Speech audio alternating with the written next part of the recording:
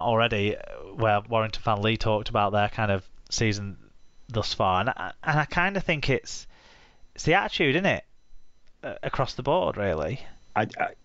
Yes, it was. He called them the Spice Boys of rugby league. I think that sums it up as best as anything else. Yeah, and that's an unfortunate side effect of paying big money for players.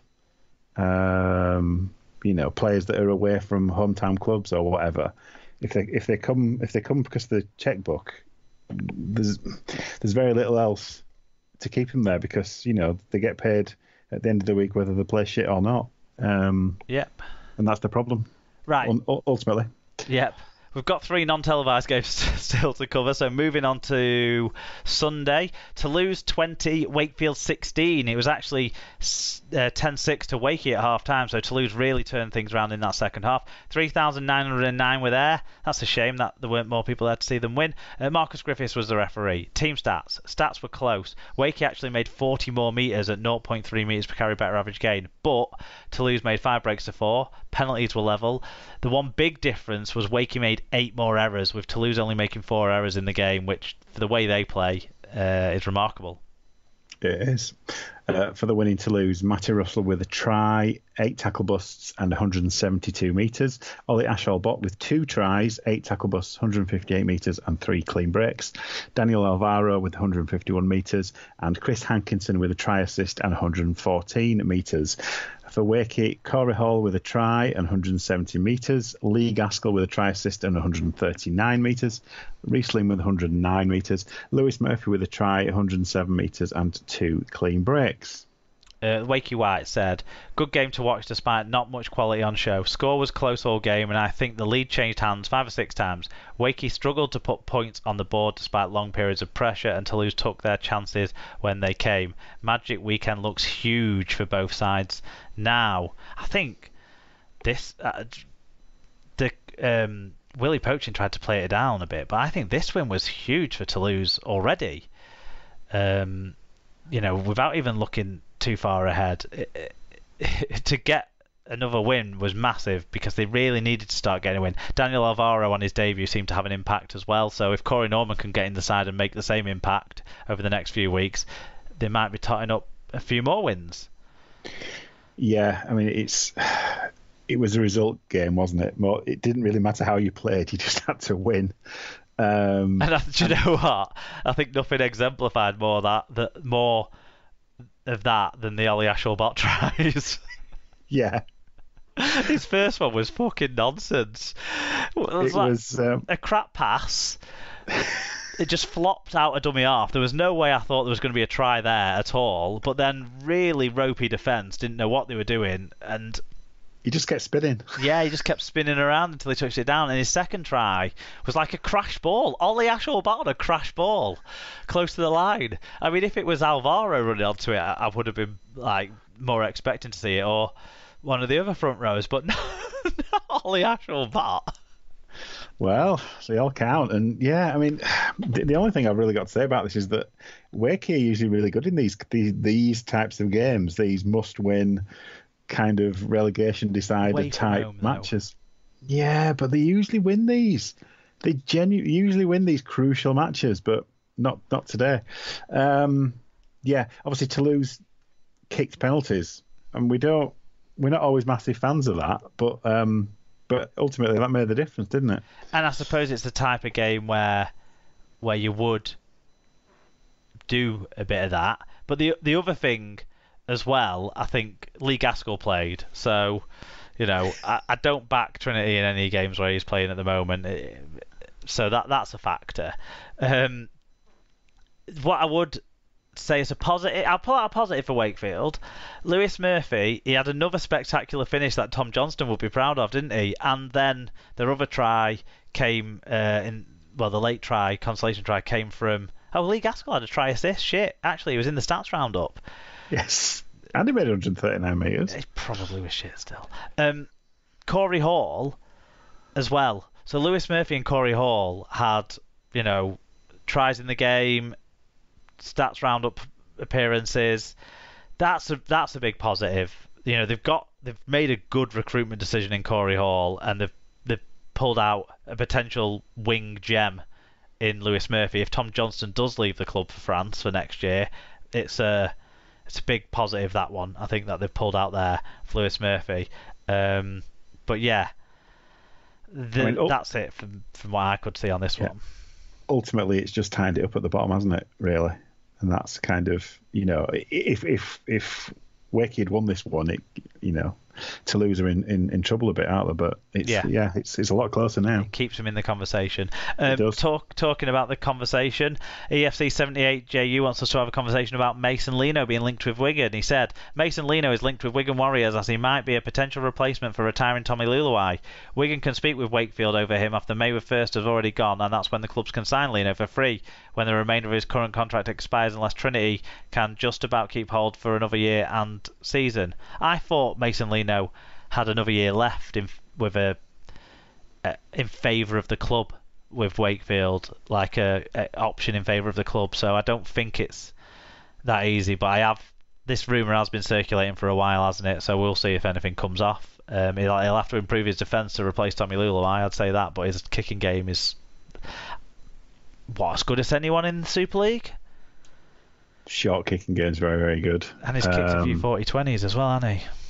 Yeah, I mean, replacing Luluai is not going to be easy. You're not going to get a like-for-like replacement.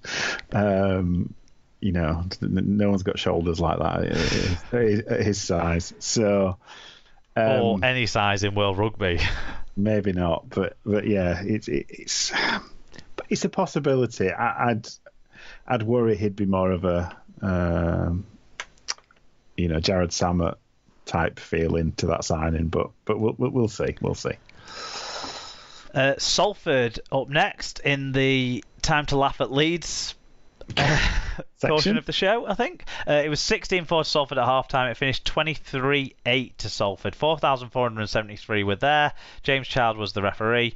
In terms of the team stats, some big differences on the stats. Not all won by the winning side, though, either. Salford made over 200 millimetres and had 5 fewer errors, although Leeds did have a 5.6% better team tackle success rate and conceded 8 fewer penalties. So, they weren't all shite. They just got beat. Yeah, for the winners, Salford. Ken Sear had a try, but not from a kick this time. 151 metres. Brodie Croft with 2 try assists, 138 metres. King Vuniyawa with 138 metres, and Callum Watkins against his old club had 122 metres. For Leeds, James Bentley had 51 tackles, 19 from markers, none missed. Ash Hanley with a try, 6 tackle busts, 210 metres and 2 clean breaks. David Fusatua, 6 tackle busts, 124 metres, and Mikolaj Lechkit with a try and 122 metres. One fan review. Fatboy Rob said, new coach, same shite, lol. Where are you, Leeds fans? We used to have loads of you. Where are you? Let's be having you. Yeah.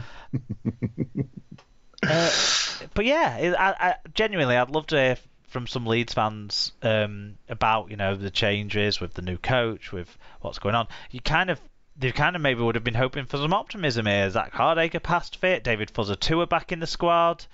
James Bentley not suspended. You'd have thought there'd have been, and some good stats there, Bentley and Hanley actually. But you would have thought they would have been in a better position in this game. Still half-back problems, obviously. That's not fixed up yet, is it? Who did they have in the halves in this game? They had, Myler was back at full-back, but they had Austin and Lehman in the half, so, I don't know about that, but it's not worked out, has it, when they've had to go to that? But yeah, on the flip side, Croft and Sneyd back in unison for Salford, with Sneyd back from injury, that sounded like it was a big part of this for Salford.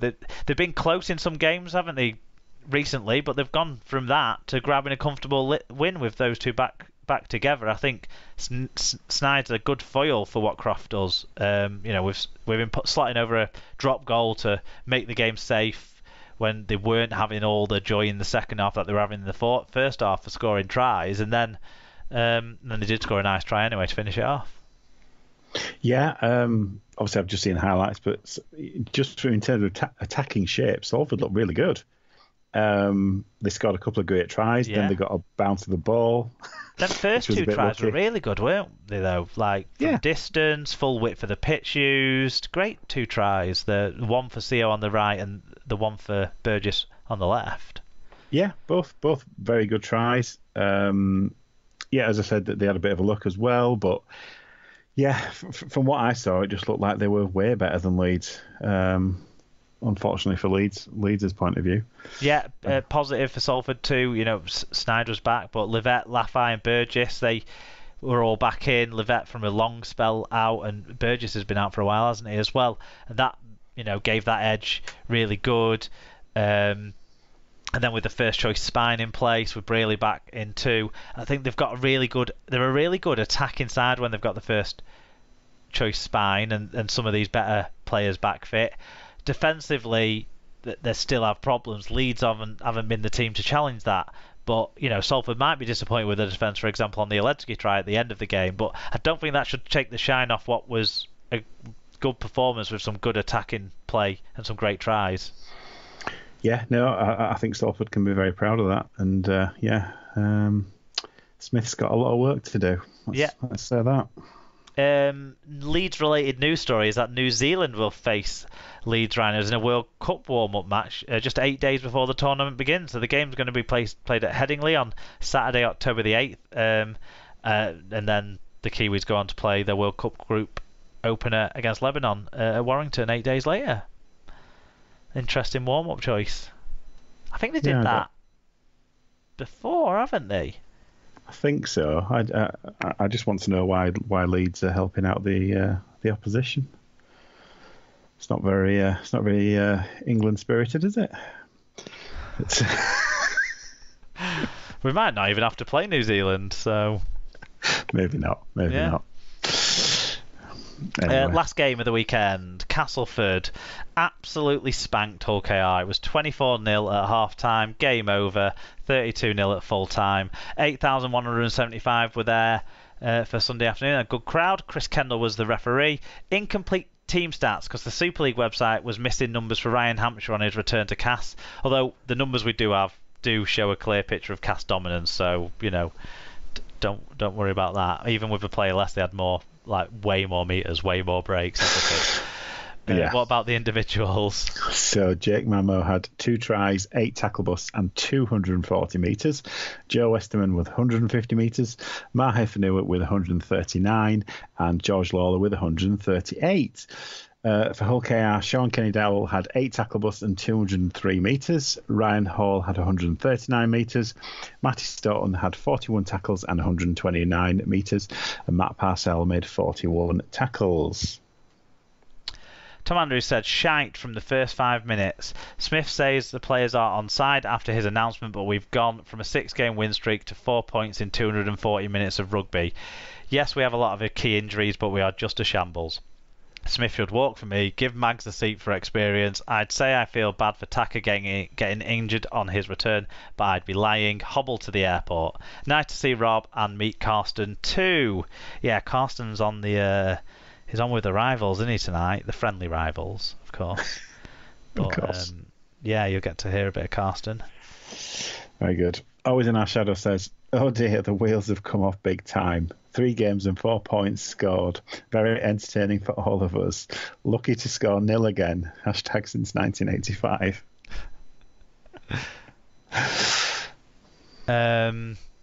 Joshua's granddad said, your sponsor's team missed off. He won't be happy. Oh, yeah. I forgot to put this game on the Google form. Somehow I missed it off. But people managed to put the Sandvies anyway. So, yeah, Joshua's granddad, John, said, 32-0, maybe we will forgive you. Should have taken a taxi. Obviously made a difference this week. Since Tony said he was jumping ship, the mighty Dobbins have managed 1 questionable video-assisted try in over 4 hours of rugby. Should be entertaining for Channel 4 next week. Hashtag since 1985. That's catching. It's a good one. It certainly is. That's like a shame that Channel 4, when they picked Catalans away at Hull KR, would have been thinking, this could be fun to watch. It might have been 5 weeks ago. Yeah, exactly. Yeah, Fatboy Rob says Operation Piss the League in full flow as Cast power